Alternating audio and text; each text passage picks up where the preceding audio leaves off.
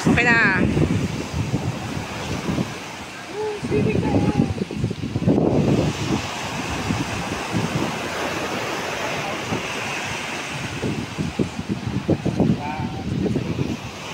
Pa!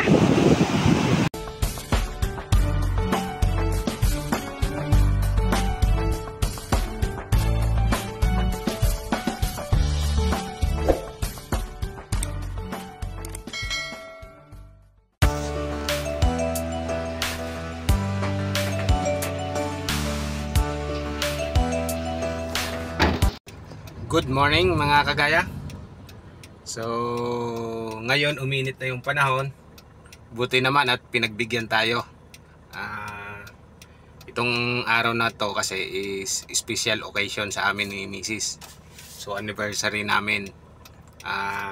Ngayon pupunta tayo doon sa nag-book kami sa Canyon Cove Hotel and Spa. So off natin ngayon sa paggagawa dito sa bahay para mag-celebrate ng aming anniversary. So, ang layo dito ng Canyon Cove is around 38 kilometers. So, samahan nyo po ako sa pupuntahan namin ngayon.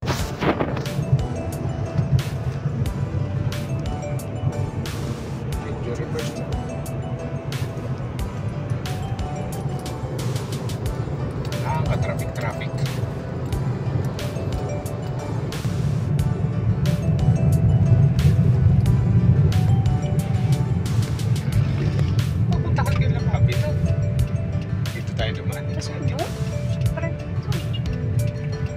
Going to the Cebu. Biyang kanin. Oo nga. Tamo dito. Dito rin. Lusutan yan. Pag dumiretso tayo, kabiyang tanin.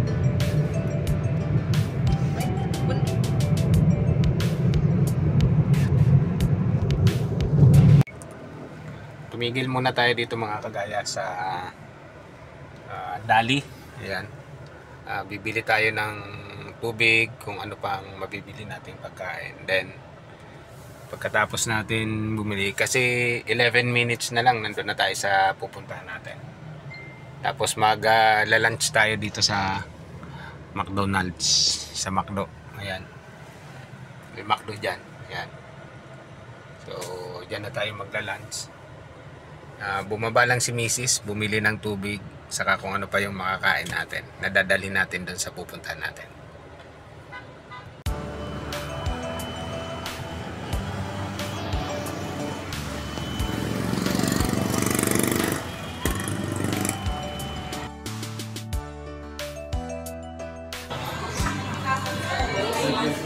Busy. Okay. In 200 meters, turn right onto Cleft Driveway.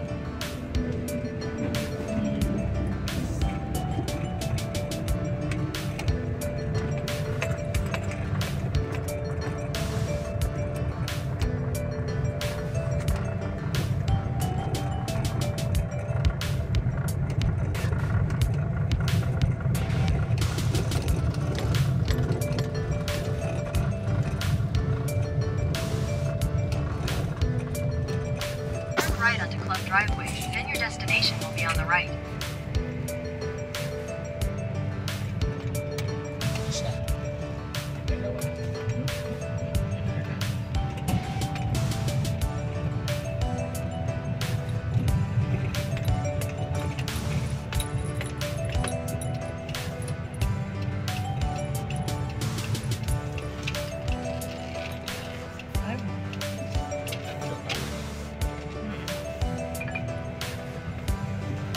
In 500 meters, turn left on. So andito na kami. Ngayon, pumunta na kami sa reception.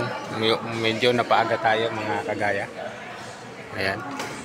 So magantay-antay lang daw muna kami rito. So habang nag-aantay-antay, iiwan ko lang muna si Mrs. dito.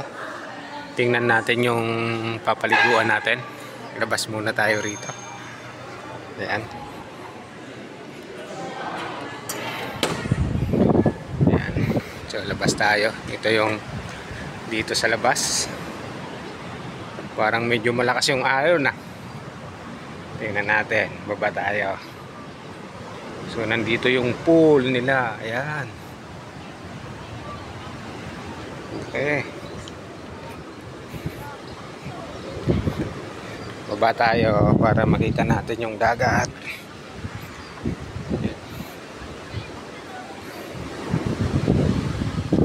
Ito. Ayan.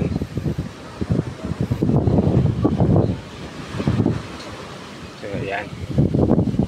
Malalakas ng alon. Malakas yung alon, no?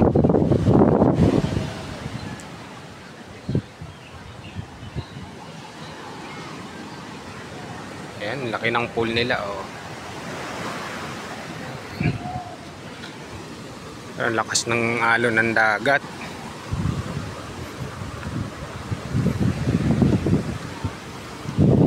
Ang ganda ng buhangin. Mga kagaya, oh.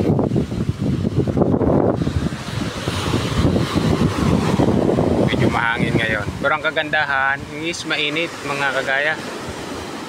Ayan, dito tayo magsiswimming mamaya. Ayan yung pool nila, oh.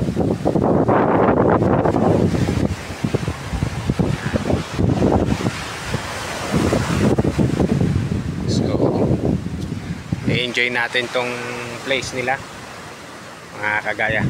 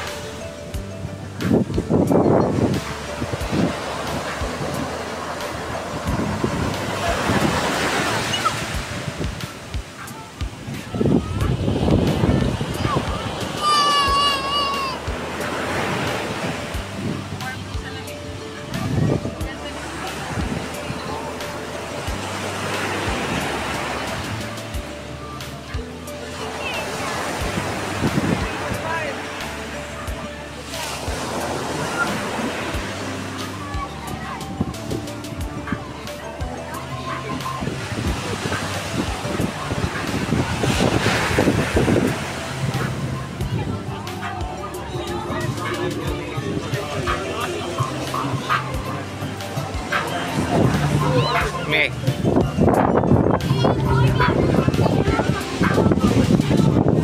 So, may room na tayo, mga kagaya. Dito tayo. Ito yung room natin. 518. So, pasok tayo. Ayan.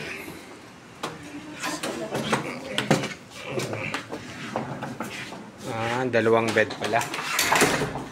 So, dalawa yung bed natin. Ayan. Ito yung bed. May TV. Ayan. May dalawang high chair dito. Sabitan ng damit. As usual. So, ito yung CR natin. Tingnan natin CR. So, ito yung CR.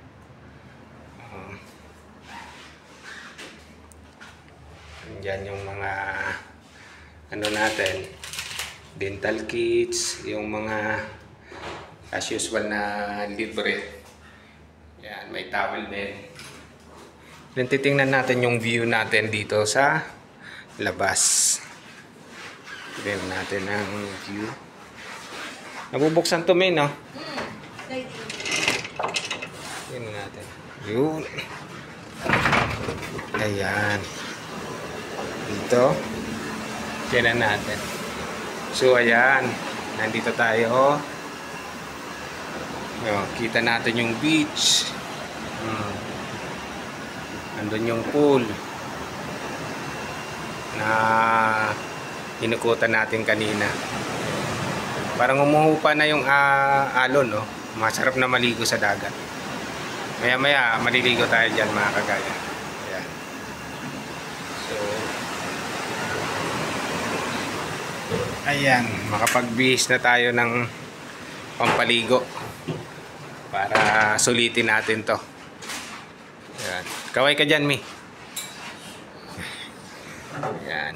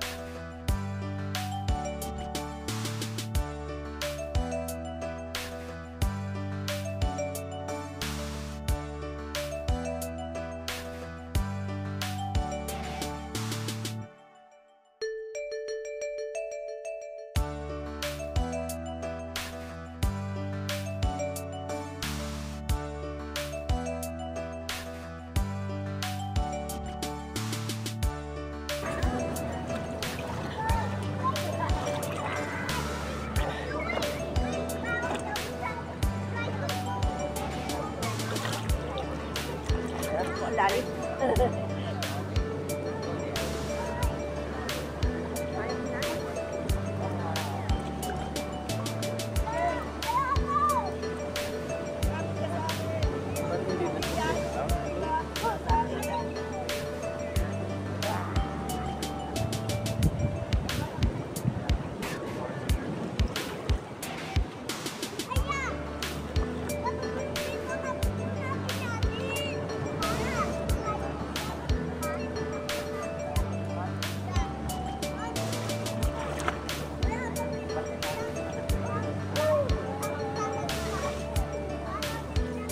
Lalim, kapit kayo na ako.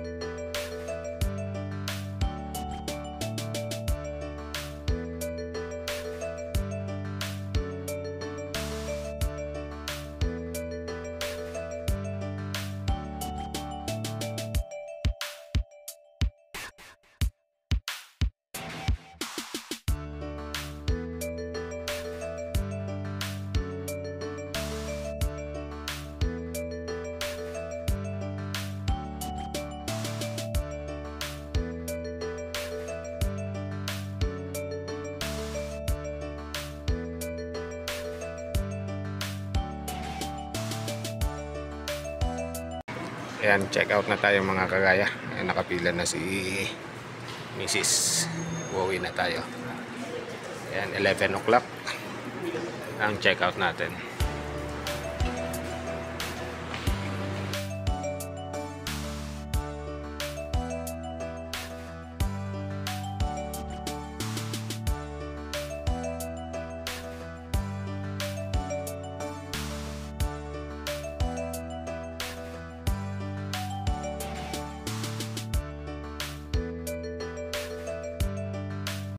So mga kagaya, pauwi na tayo.